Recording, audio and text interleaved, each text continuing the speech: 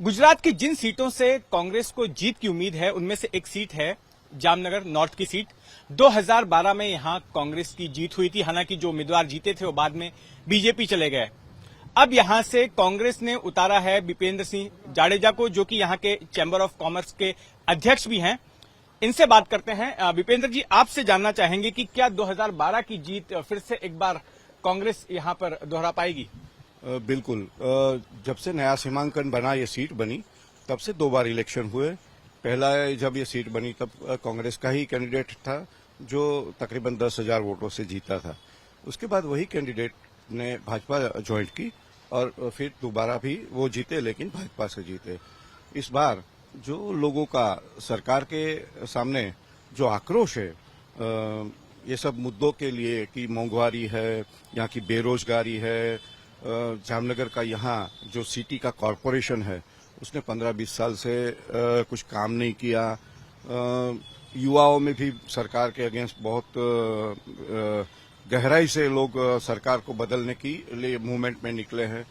बहुत सारे मुद्दे हैं सरकार के सामने। गुजरात के 27 के करीब सरकारी कचेरियों के एसोसिएशन है, वो रोड पे बैठे हैं अपनी आंदोलन करके। तो ये सब मुद्दों के साथ इस बार गुजरात के अंदर सत्ता परिवर्तन होना निश्चित है। एक बात बताइए, आम आदमी पार्टी भी जो है बड़ी आक्रामक तरीके से गुजरात के सियासी रण में उतरी है और कई सियासी जानकारी मानते हैं कि ये कांग्रेस का खेल इससे खराब हो सकता है।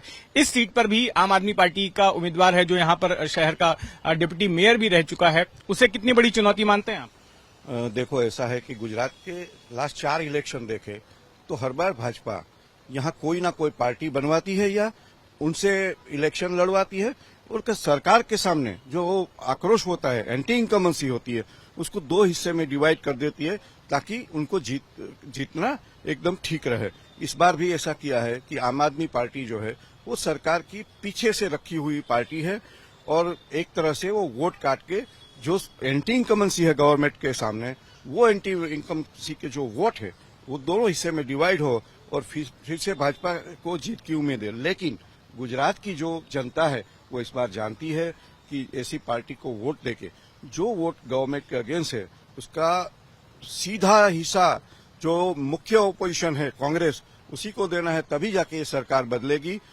तो ऐसी वोट कटवा कोई भी पार्टी आएगी उसको गुजरात की प्रजा इस बार वोट देगी नहीं और एकदम जुनून से ये जो सरकार है वो यहाँ से गिरेगी। आपके लिए एक और चुनौती ये मानी जा रही है कि बीजेपी ने आपके सामने एक सेलिब्रिटी परिवार से उम्मीदवार को खड़ा किया है।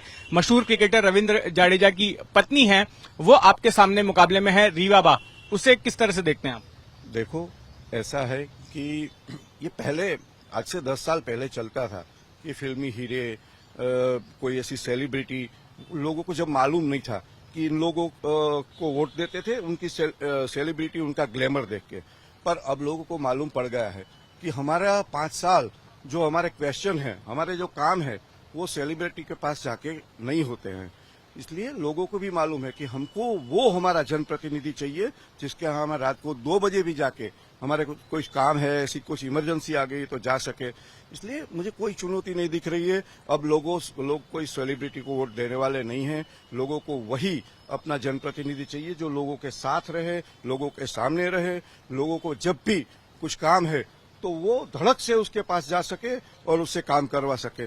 तो मुझे ये कोई चुनौती नहीं लग रही है। मुझे तो ये अवसर दिख रहा है कि इस अवसर में मैं जो मेरी उम्मीद थी उससे बहुत ज्यादा वोटों से ये सीट निकालूंगा।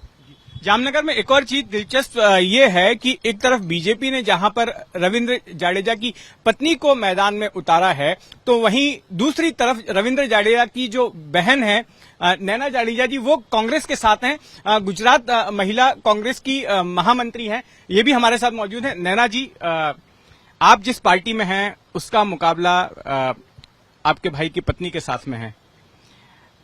हाल ही में आपका एक बयान सुना जिसमें आपने ये कहा कि बीजेपी ने मौजूदा विधायक का टिकट काटा है तो इससे उनको नुकसान होने वाला है।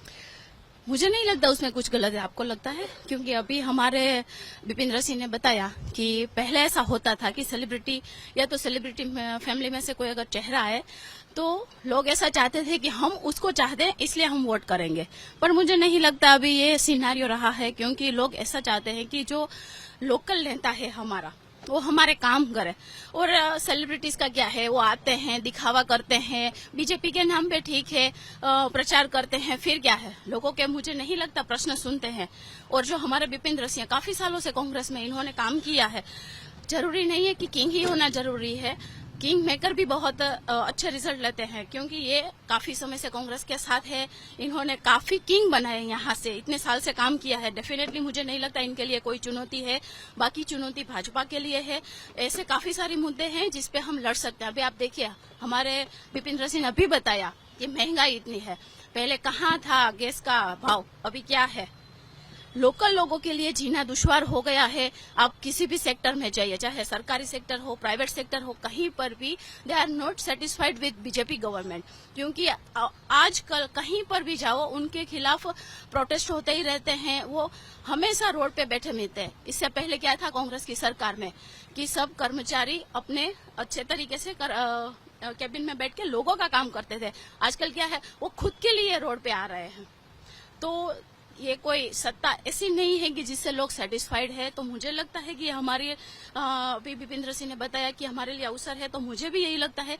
एक तो उनको एक्सपीरियंस नहीं है, पहली बात ये है, और उसकी कंपैरिजन में हमारे जो विपिंदर सिंह उनको एक्सपीरियंस बहुत है, और लोग अब थक चुके हैं, बहुत थक चुके हैं, क्योंकि महंगाई की मार बहुत हो गई है, लोगों की कमर टूट गई है। तो मुझे नहीं लगता इस बार बीजेपी को इतना आसान होगा। आपको पता है कि उन्होंने काफी सारे ऐसे बड़े बड़े दिग्गजों को हटाया। उसका रीजन क्या है?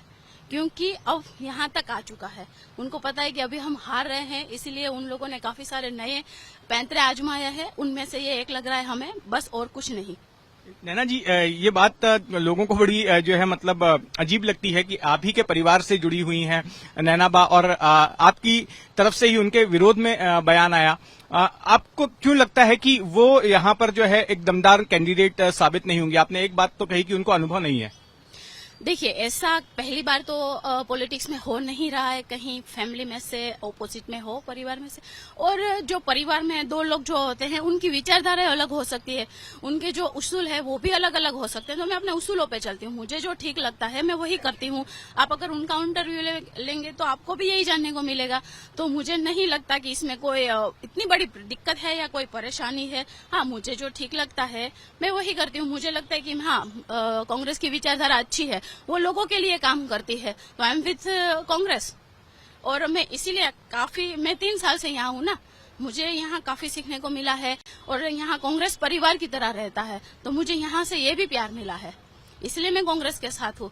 तो अब जरूरी नहीं है कि उनको टिकट मिल गई हो तो मैं कूद के उस तरफ चली जाऊँ, ये हमारे सिद्धांत नहीं है, और मैं अपने उसूलों पे चलती हूँ। धन्यवाद नैना जी।